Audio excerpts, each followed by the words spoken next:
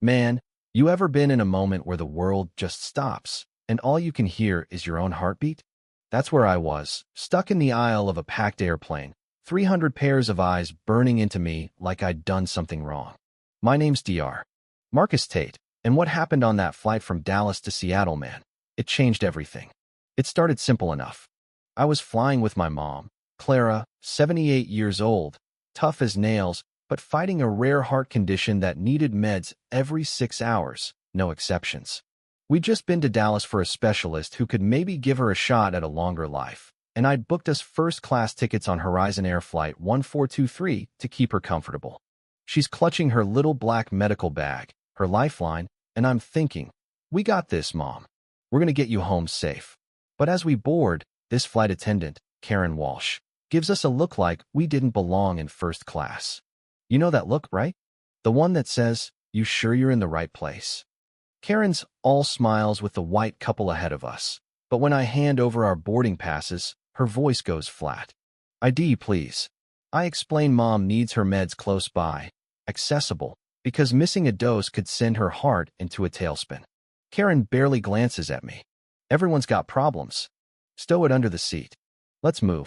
I feel that familiar knot in my chest, years of brushing off microaggressions as a black cardiologist, but I stay calm for Mom. I help her settle in, make sure her bag's within reach, and think we're good.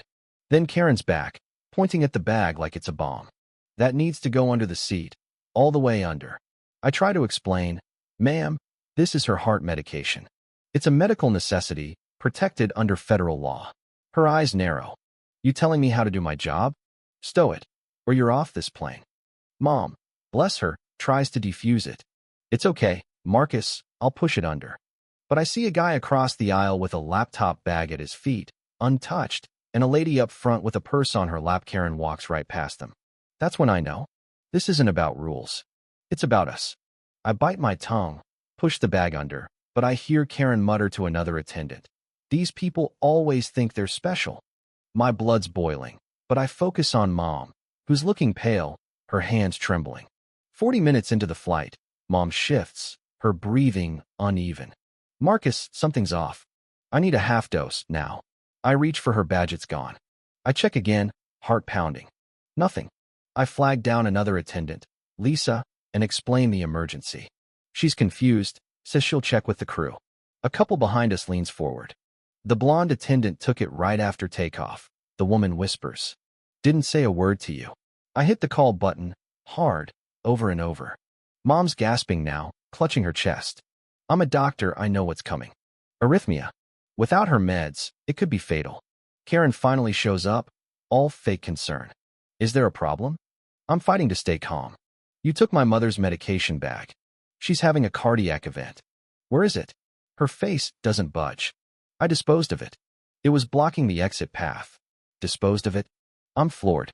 That was her heart medication. She could die. Karen steps back. "Lower your voice, sir. You should have declared it properly." "Declared it?" I told her it was medical equipment. A nurse across the aisle, Sarah Brooks, jumps in, checking Mom's pulse. "She's in distress," Sarah says, voice steady but urgent. "We need the emergency kit now." Passengers are filming, phones out, tension thick as fog. Karen's still playing the victim. "Sir, you're being disruptive." The captain's voice crackles over the intercom. "We've got an unruly passenger situation." "Unruly?" My mom's fighting to breathe, and I'm the problem? Sarah speaks up, loud and clear. "Captain, this is a medical emergency. This woman needs help now." The plane diverts to Denver, but when we land, it's not paramedics waiting, it's airport cops, marching toward me. "Sir, you need to come with us." I'm stunned. "My mother's dying, and you're detaining me?" Passengers shout, "He's a doctor. She needs him." Sarah steps between me and the cops. "I'm a nurse. This woman's in cardiac distress because her meds were thrown out. Let him go with her." Finally, paramedics arrive, and I'm with Mom as they rush her to Denver General. In the ambulance, she grabs my hand, voice weak but fierce. "Don't let them get away with this, Marcus." I nod, already dialing my lawyer, Elena Cruz. Meanwhile, those passenger videos hit the internet like wildfire. "Justice for Clara" trending, millions of views. The airline's scrambling, offering me hush money with a fat NDA.